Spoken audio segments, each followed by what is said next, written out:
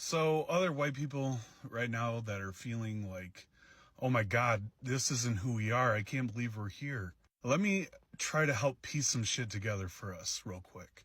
And I'm going to start by what might seem to be a really weird example, but just stick with me.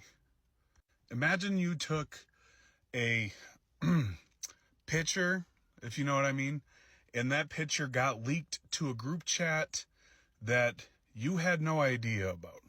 And you found out, and you get that gut punch in the stomach, that immediate guilt and shame.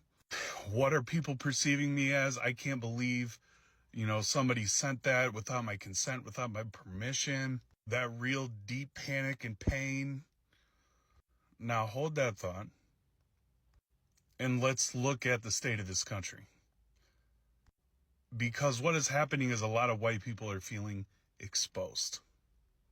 And that's because white supremacy is out in the wide open right now. Communities that are not white have been telling us for centuries, this is who the fuck we are. This is America. Y'all did this shit. You're responsible for this. Your ancestors are responsible for this. And white people have argued against it forever. Not me. Not me. Well, I'm here now. That was my ancestors back then. This is a result of blatant white supremacy. Like all the crazy fucked up shit that's happening right now is a direct reflection of what whiteness is. And a lot of you are feeling exposed because you feel like you can't defend yourself. And a lot of you want to defend yourself like, well, I'm not like that kind of white person, but it doesn't fucking matter. We fit the description. We are a reflection of what was put into power, regardless of who you voted for. 1 out of 2 white women voted for Trump. 3 out of 5 white men voted for Trump.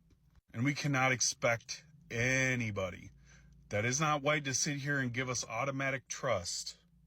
That's just not how shit works. In fact, automatic distrust is what makes the most sense.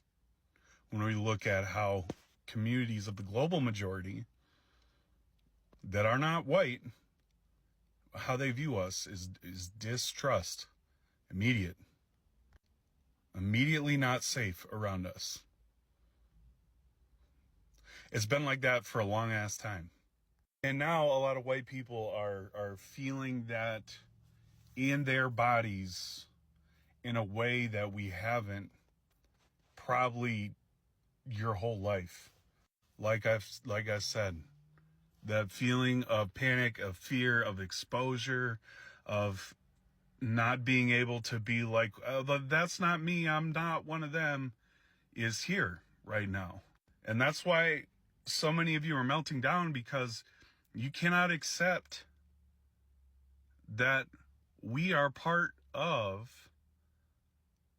the reason that this shit is happening. You have to accept that. If you want to move forward, you got to start there.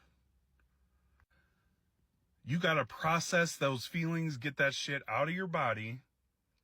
And that's where we have conversations with each other. But we're so goddamn individualistic, and we don't have community with each other, that a lot of people just get stuck with that panic and that fear and that thought of being perceived by others as us being unsafe, regardless of whether or not we are or not. Like, we are unsafe. And it's tearing people up. It's tearing white people up. Something fierce. Communities that are not white have been saying this shit for centuries.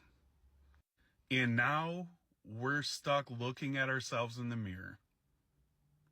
And you can choose to understand. You can choose to process through those feelings. You can choose to take responsibility and accountability. You can choose to have hard fucking discussions with your family and your friends. You can choose to not follow evil orders. You can quit jobs. You can get new jobs.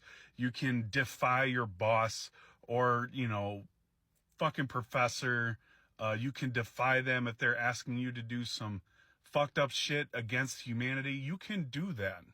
But that courage piece is missing for a lot of you right now, because this is like a grief process where so many white people, again, are realizing right now we aren't the standard or the perfect, group of people that was taught to us growing up. This is exposing the ugly underbelly of this world, of this country, overtly in our face, in a way that we cannot turn away from.